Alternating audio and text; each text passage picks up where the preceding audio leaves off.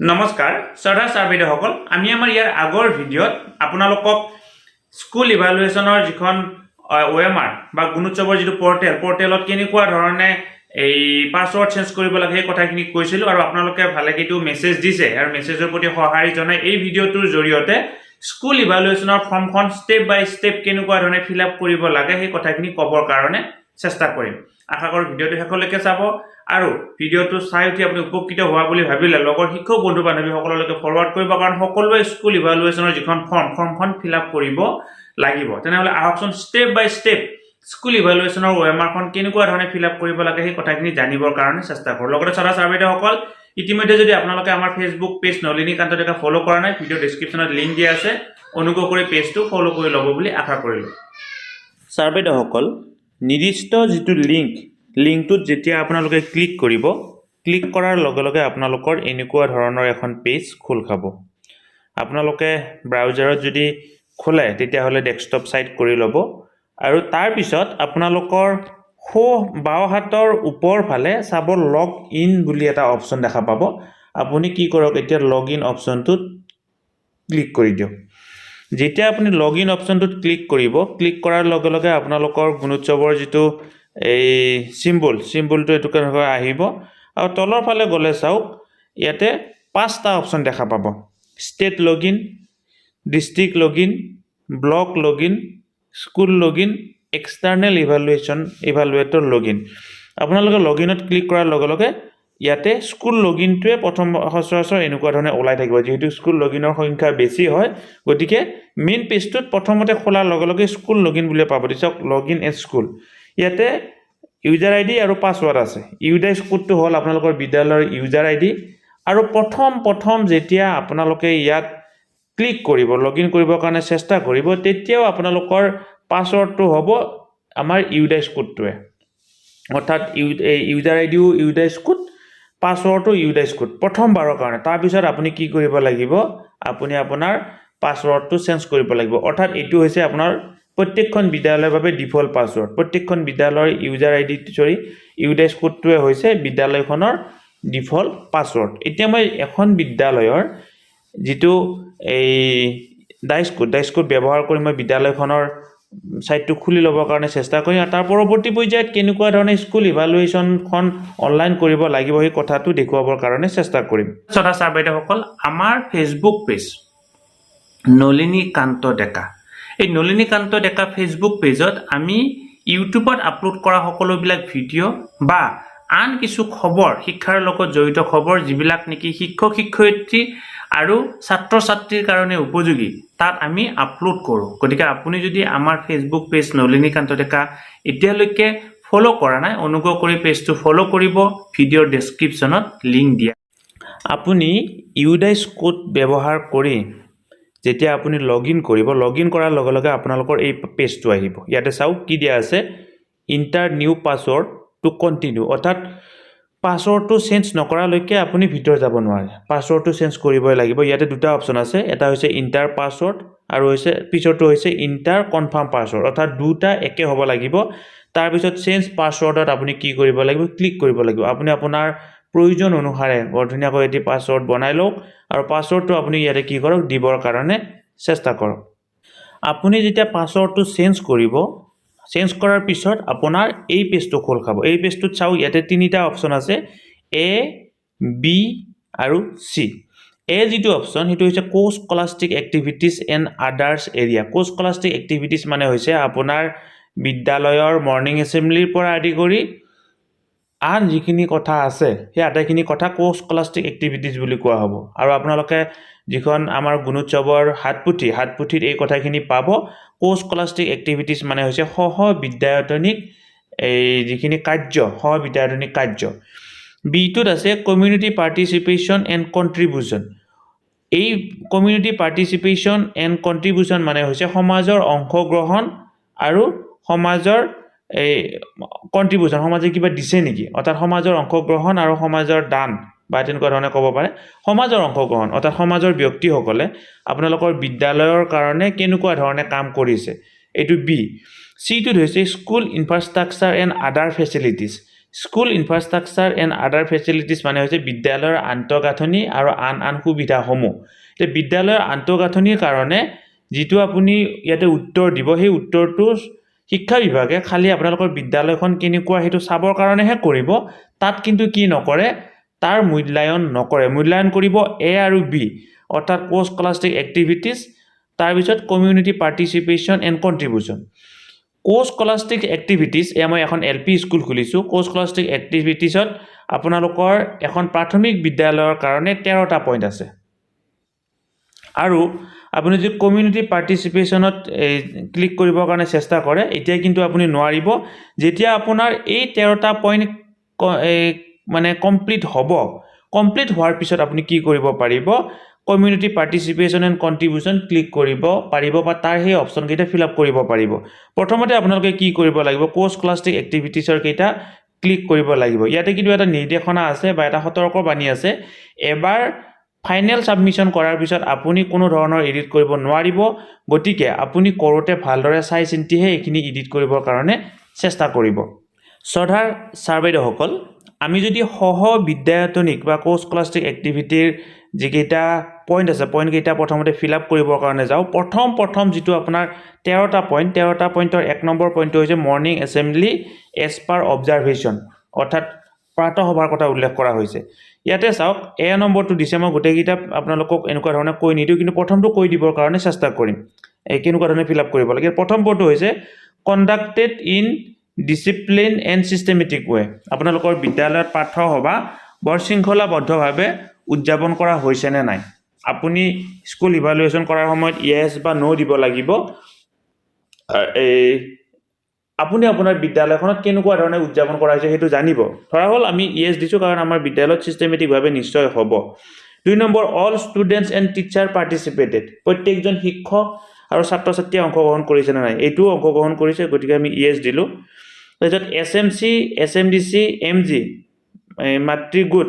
Member are present, present আছে নে নাই, যদি আছে ইয়েছ দিব, নিশ্চয় আমাৰ বিদ্যালয়ত প্ৰয়োজন থাকিব। কণ্ডাক্টেড এক্টিভিটিছ লাইক প্ৰেয়াৰ, জাতীয় সংগীত, ৰাষ্ট্ৰীয় সংগীত, আদাৰ অ'থ টেকিং, অৰ্থাৎ আপোনালোকৰ জাতীয় সংগীত বা ৰাষ্ট্ৰীয় সংগীত বা আৰু শপত বাক্য কৰা হৈছে নে নাই। এই জাতীয় সংগীত বা ৰাষ্ট্ৰীয় সংগীতৰ কোনো ধৰণৰ কথা নাই, যিকোনো এটা ৰাতিপুৱা কৰিব পাৰে, যিকোনো এটা ভাটিবেলা কৰিব পাৰে, তেনেকুৱা ধৰণৰ কথা নাই, গতিকে এইটোত ইয়েছ দিলোঁ। তাৰপিছত inspection of personal cleanliness. Personal cleanliness মানে হৈছে বিদ্যালয়খনৰ ছাত্ৰ ছাত্ৰীসকলৰ চাফ চিকুণতা চেক কৰা হৈছে নে নাই,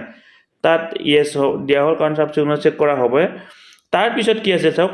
reading of number table quiz speech on selected topic news paper reading, যিকোনো এটা কৰাৰ কথা কৰিব লাগে। অৰ্থাৎ তাত আপোনালোকৰ বিভিন্ন ধৰণৰ নেওতা বা কুইজ কৰা হৈছে নে নাই, বিভিন্ন বিষয়ৰ ওপৰত বক্তৃতা দিয়া হৈছে নে নাই ছাত্ৰ ছাত্ৰীৰ পৰা, বা এই চিলেক্টেড নিউজ পেপাৰ অৰ্থাৎ বাতৰিৰ শিৰোনাম, আজি নিৰ্দিষ্ট দিন, সেই দিনটোৰ বাতৰিৰ মুখ্য বাতৰিসমূহ কোৱা হৈছে নে নাই, গতিকে ইয়েছ দিলোঁ আমি, হৈছে। তাৰপিছত discussion of significance of the day, সেই নিৰ্দিষ্ট দিনটোৰ বৈশিষ্ট্য আলোচনা কৰা হৈছে নে নাই, কি আছে সেই নিৰ্দিষ্ট দিনটোত, অৰ্থাৎ এই যে জানুৱাৰীৰ 4 তাৰিখে যে আমাৰ প্ৰথম এক্সটাৰ্নেল ইভালুৱেশ্যন হ'ব, সেই 4 তাৰিখৰ দিনটোৰ বৈশিষ্ট্য কি আছে নে নাই, আমি ইয়েছ বুলি দিলোঁ। আৰু যেতিয়া আপুনি ইয়েছ বুলি দিব, এতিয়া চাওক ওপৰৰ এই যে 13টা পইণ্ট আছিল, 13টা পইণ্টৰ 1 নম্বৰ পইণ্টটো এতিয়া নীলা হৈ গ'ল, দেখিছে। এনেকুৱা ধৰণে এটা পইণ্ট কমপ্লিট কৰাৰ পিছত নীলা হ'ব, 2 নম্বৰটো পইণ্ট কমপ্লিট কৰাৰ পিছত নীলা হ'ব, এনেকুৱা ধৰণে গোটেইকেইটা পইণ্ট 13টা পইণ্ট যেতিয়া কমপ্লিট কৰা হ'ব, তেতিয়াহে আপুনি কি কৰিব পাৰিব, কমিউনিটি পাৰ্টিচিপেশ্যন পাৰ্টলৈকে যাব পাৰিব। গতিকে মই গোটেইকেইটা আৰু পঢ়ি নিদিওঁ, এনেকুৱা ধৰণে মই এই বিদ্যালয়খনৰ এই কামখিনি কৰিম, কৰাৰ পিছত 13 নম্বৰ পইণ্টটো পোৱাৰ পিছত কেনেকুৱা ধৰণৰ এই কমিউনিটি পাৰ্টিচিপেশ্যনত কৰিব লাগে সেই কথাখিনি দেখুৱাবৰ কাৰণে চেষ্টা কৰিম। ছাৰ বাইদেউসকল চাওক, এতিয়া ওপৰত 13টা পইণ্টে নীলা হৈ গৈছে, অৰ্থাৎ 13টা পইণ্টে ক্লিয়াৰ কৰা হ'ল। কিন্তু ইয়াতে চাওক, যদি আপোনাৰ ইয়েছ ন' যে আছে, তাৰে যিকোনো যদি এটাও ইয়েছ ন' কৰিবৰ কাৰণে থাকে, তেতিয়াহ'লে কিন্তু আপুনি কি কৰিব নোৱাৰিব, আগবাঢ়ি যাব নোৱাৰিব। ধৰা হ'ল মই এতিয়া ইয়েছটো নোহোৱা কৰি এতিয়া নোহোৱা কৰিব নোৱাৰি। যদি কিবা কাৰণত আপোনাৰ যিকোনো এটা পইণ্ট ৰৈ যায়, অৰ্থাৎ ইয়েছ ন' এটা ঘৰ ফিল আপ কৰিব থাকিলেও ওপৰৰ এই যে অপশ্যন কেইটা আছে, এইকেইটা নীলা নহ'ব, অৰ্থাৎ আপুনি নেক্সটলৈকে যাব নোৱাৰিব। এতিয়া নেক্সটলৈকে যাম, যোৱাৰ পিছত কমিউনিটি পাৰ্টিচিপেশ্যনত কেনেকুৱা ধৰণৰ আছে সেই কথাখিনি আপোনালোকক দেখুৱাবৰ কাৰণে চেষ্টা কৰিম। যেতিয়া আপুনি নেক্সটত ক্লিক কৰিব, নেক্সটত ক্লিক কৰাৰ লগে লগে চাওক, এই যিটো পইণ্ট পোষ্ট স্কলাষ্টিক এক্টিভিটি, এইটো ৰাইট চিন আহি গ'ল। আৰু এইটোত এতিয়া এই অকমান আন্ধাৰ টাইপৰ হৈ গ'ল অৰ্থাৎ এইটোত আপুনি এতিয়া একো কৰিব নোৱাৰে তাৰ পিছত চাওক নতুনকৈ আকৌ 14 15 16 17 18 19 ছয়টা ঘৰ খোল খালে অৰ্থাৎ আমি গম পালো যে কি কমিউনিটি পাৰ্টিসিপেশন আৰু কন্ট্ৰিবিউশনত 6টা পইণ্ট আছে আমি গম পাইছিলো কোৰ্স ক্লাষ্টিক এক্টিভিটিজ 13টা পইণ্ট কমিউনিটি পাৰ্টিসিপেশন আৰু কন্ট্ৰিবিউশনত আছে 6টা পইণ্ট এই 6টা পইণ্ট এতিয়া আমি কি কৰিব লাগিব ফিল আপ কৰিব লাগিব আগৰ দৰে ফিল আপ কৰাৰ পিছত আমি যেতিয়া নেক্সট কৰিম তেতিয়া আমি কি যাব পাৰিম school infrastructure and other facilities লৈকে যাব পাৰিম গতিকে এইকিটা কৰি লও yes no আপোনালোকৰ বিদ্যালয়ত yes হলে yes দিব no হলে no দিব তাৰ পিছত পৰৱৰ্তী ষ্টেপটো আপোনালোকক দেখুৱাবৰ কাৰণে চেষ্টা কৰিম ইয়াৰ আগৰ দৰে পোষ্ট ক্লাষ্টিক এক্টিভিটিজৰ দৰে গোটেইকিটা যেতিয়া আপুনি yes no কৰিব আপুনি গম পাব নিজৰ বিদ্যালয়খনত নাথাকাটো আপুনি no বুলি দিব থকাটো yes বুলি দিব পুনৰ নেক্সট অপচনটো আহিব আৰু নেক্সট অপচনটোত এতিয়া আপুনি পুনৰ ক্লিক কৰিব লাগিব আৰু ক্লিক কৰাৰ পিছত আপুনি কি কৰিব পাৰিব স্কুল ইনফ্ৰাষ্ট্ৰাকচাৰলৈকে গতি কৰিব পাৰিব তেতিয়া হলে আপুনি এটা আমি নেক্সট অপচনটোত ক্লিক কৰিম আৰু তাৰ পৰৱৰ্তী ষ্টেপত কি কৰিব লাগে হেতু দেখুৱাবৰ কাৰণে চেষ্টা কৰিম এতিয়া চাওক যেতিয়া আপুনি নেক্সট অপচনটোত ক্লিক কৰিলে প্ৰথমতে আপোনালোকে পাইছিলে 13টা পইণ্ট হৈছে কোৰ্স ক্লাষ্টিক এক্টিভিটিজত 6টা পইণ্ট হৈছে কমিউনিটি পাৰ্টিসিপেশন তাৰ পিছত 20 পৰা 30 লৈকে অৰ্থাৎ 1 2 3 4 5 6 7 8 9 10টা পইণ্ট হৈছে আমাৰ ইনফ্ৰাষ্ট্ৰাকচাৰৰ ক্ষেত্ৰত 10টা পইণ্ট থাকিব আৰু এই 10টা পইণ্ট ফিল আপ কৰাৰ পিছত ফাইনেল সাবমিটত আমাৰ তলত আহিব আৰু এটা ফাইনেল সাবমিট কৰিব লাগিব এই 10টা পইণ্টটো আপোনালোকৰ yes no আছে আমি এটা yes no এনি কৰি লাষ্ট ফাইনেল সাবমিশন কিনকুৱা ধৰণে কৰিব লাগে এই কথাখিনি দেখুৱাবৰ কাৰণে চেষ্টা কৰিম হল 22 নম্বৰ যেটো অপচন ক্লাছৰুম বুলি এটা আপুনি অপচন পাব 22 নম্বৰ অপচনটো তাত আপোনাৰ এটা কৰিবলগীয়া কাম আছে এই কথাটো মই আপোনালোকক দেখুৱাই দিবৰ কাৰণে চেষ্টা কৰিম ইয়াতে চাওক 22 নম্বৰৰ এ যেটো পইণ্ট এ নম্বৰ পইণ্টটো হৈছে availability of separate classroom for each class প্ৰত্যেকটো ক্লাছৰ বাবে পৃথক শ্ৰেণীকোঠা আছে নে নাই যদি yes দিয়ে মই এতিয়া yesত দি থৈ দিছো yesত দিলে আপোনাৰ এই তলৰ ঘৰটোত একো কৰিব নোৱাৰে তাৰ হল কিবা কাৰণত আপোনালোকৰ বিদ্যালয়ত প্ৰতিটো শ্ৰেণী ওয়াইজত ক্লাছৰুম নাই তেতিয়া আপুনি কি কৰিব তেতিয়া আপুনি নো অপচনটো দিব তেতিয়া যদি নো অপচনটোত ক্লিক কৰে তেতিয়া চাওক ইয়াতে আপুনি কিবা এই ঘৰটোত কিবা টাইপ কৰিব পৰা এটা অপচন আহিব অৰ্থাৎ নহলে কি কৰিছে চাওক if no how many additional classroom required কিমানটা ক্লাছৰুম লাগিব সেই কথাটো আপুনি ইয়াতে দিব লাগিব গতিকে এই পইণ্টটো বিশেষভাৱে মন কৰিবলগীয়া 22 নম্বৰ পইণ্টটো এটো মই যেটো আমাৰ এখন বিদ্যালয়ত yes আছে মই yes দিছো ঠিক এইদৰে is there any temporary partition used for separation of different classes প্ৰত্যেকটো ক্লাছৰ কাৰণে পৃথক কৰিবৰ কাৰণে আপোনালোকৰ বিদ্যালয়ত পাৰ্টিশন আছে নে নাই অৰ্থাৎ এটা ক্লাছ আৰু এটো ক্লাছৰ মাজত বেৰা আছে নে নাই এই কথাটো বেৰা আছে নে এই কথাটো কোৱা হৈছে যদি yes তেতিয়া হলে কোনো কথা নাই যদি no হয় তেতিয়া হলে কিমান বেৰা লাগিব এই কথাটো ইয়াতে দিব লাগিব গতিকে এইটো আপোনালোকে ভালদৰে চাই লব এই দুটা পইণ্ট বিশেষভাৱে গুৰুত্বপূৰ্ণ এটা পইণ্ট চাব গতিকে এনেকুৱা ধৰণে বাকি গোটেই কেইটা কৰাৰ পিছত আপুনি কি কৰিব লাগিব ফাইনেল সাবমিট কৰিব লাগিব ছাৰবেদ সকল তাৰ পিছত আপোনালোকে 26 নম্বৰ পইণ্টটোত চাও 26 নম্বৰ পইণ্টটোত কি কৰা হৈছে desk bench adequately available desk bench আছে না সেই কথাটো সোধা হৈছে আৰু টেবুল চেয়াৰ আছে না সেই কথাটো সোধা হৈছে যদি টেবুল চেয়াৰ আছে আৰু ডেস্ক বেঞ্চ আছে তেতিয়া হলে এই পইণ্টটোত আপুনি আকৌ yes দিব আৰু no হলে কিমান টেবুল চেয়াৰৰ প্ৰয়োজন হ'ব এই কথাটো আপুনি ইয়াতে কি কৰিব লাগিব দিব লাগিব ছাৰবেদ সকল গোটেই কেইটা ফিল আপ হোৱাৰ পিছত ইয়াতে চাওক এটা ডিক্লাৰেচন আছে I hereby declare that all the information submitted by me in the school evaluation form is correct, true and verified myself as per guideline. অৰ্থাৎ আপুনি এটা ডিক্লাৰেচন দিব লাগিব যে কি আপুনি দিয়া তথ্যখিনি সম্পূৰ্ণ শুদ্ধ আৰু সম্পূৰ্ণ শুদ্ধ হোৱাৰ বুলি ডিক্লাৰেচনটো দিয়াৰ পিছত যেতিয়া আপুনি ডিক্লাৰেচনটোত ক্লিক কৰিব ক্লিক কৰাৰ পিছত আপুনি সাবমিট অপচনটোত ক্লিক কৰিব লাগিব আৰু সাবমিট অপচনটোত ক্লিক কৰাৰ লগে লগে আপোনালোকৰ ফৰ্মখন সাবমিট হ'ব এবাৰ সাবমিট হোৱাৰ পিছত আপুনি পুনৰ এডিট কৰিব নোৱাৰিব সাবমিট কৰাৰ পিছত এক্সটাৰ্নেল ইভালুৱেটৰ জনে তেওঁৰ লগইন আইডি পাব তাত তেওঁলোকে কি কৰিব পাৰিব এই কামখিনি কৰিব পাৰিব বা তাত চাব পাৰিব তেওঁ তাত এডিট কৰিব পাৰিব গতিকে ছাৰবাইদেউসকল আজি মই এই ভিডিঅটোৰ জৰিয়তে স্কুল ইভালুৱেচনৰ OMR খন অনলাইন কেনেকুৱা ধৰণে ফিল আপ কৰিব লাগে এই কথাখিনি জনালো প্ৰত্যেকখন বিদ্যালয়ৰ কাৰণে ভিডিঅটো যেটো জৰুৰী হ'ব আপোনালোকে যিমান পাৰে সিমান ভিডিঅটো আগলৈকে ফৰৱাৰ্ড কৰিব আৰু লগতে আমাৰ এই ফেসবুক পেজ নলিনী কান্ত ডেকা যদি এতিয়ালৈকে ফলো কৰা নাই অনুগ্ৰহ কৰি পেজটো ফলো কৰিব বুলি আশা কৰিলো আপোনালোকে ইমান মনোযোগেৰে শেষলৈকে ভিডিঅটো চোৱাৰ বাবে পুনৰ আপোনালোকলৈকে বহুত বহুত ধন্যবাদ থাকিল শ্ৰদ্ধা ছাৰবেদসকল নলিনী কান্ত ডেকা নামৰ ইউটিউব চেনেলটো হৈছে এটি শিক্ষামূলক ইউটিউব চেনেল। এই চেনেলটোৰ জৰিয়তে আমি শিক্ষক ছাত্ৰ ছাত্ৰী অভিভাৱক আৰু বিদ্যালয়ৰ কাৰণে উপযোগী কিছু ভিডিঅ' প্ৰস্তুত কৰিবৰ কাৰণে চেষ্টা কৰোঁ। আপুনি যদি আজি পোনপ্ৰথমবাৰৰ কাৰণে এই চেনেলটো চাইছে অনুগ্ৰহ কৰি চেনেলটো ছাবস্ক্ৰাইব কৰিব আৰু অল নটিফিকেশ্যন প্ৰেছ কৰি থ'ব।